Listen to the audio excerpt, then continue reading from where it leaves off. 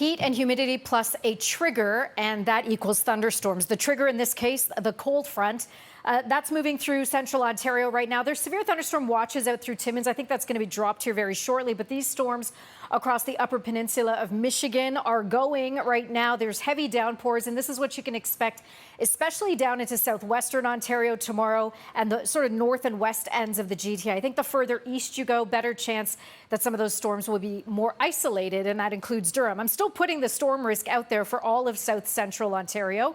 Less risk for Niagara Falls tomorrow. And here it begins. So just after the lunch hour, we'll be watching areas to the north, right around Georgian Bay, sinking southward. But you see what I mean? Areas to the west, like southwestern Ontario, likely into the greatest chance for some of these thunderstorms, as well as parts of the QEW here during the drive home. Now, this bullseye may shift up a little bit into Toronto, but it's not widespread storms. That means there will be some areas not getting anything at all, and some areas that may get hit multiple times with some of these heavier downpours.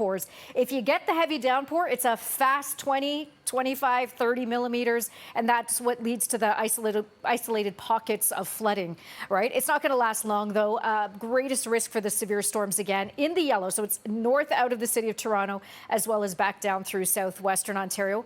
Parts of eastern Ontario as well, including Ottawa. Biggest risk here is going to be the rain from this and potentially damaging wind gusts. But I think the rain is kind of the bigger deal with these storms. Tomorrow's storms, though, if you don't get into the heavy pocket, it's a couple of millimeters. Maybe. There we go. Yeah, 6 millimeters for Toronto, but much heavier rain on the way for Wednesday night into Thursday. Right now, we're thinking 20 to 30 millimeters. Some areas could be even more than that as you move north and west out of the city once again. So it's going to be a soggy week ahead before we dry out again on Friday. And tomorrow, it's going to be hot and muggy. It's going to feel like 38.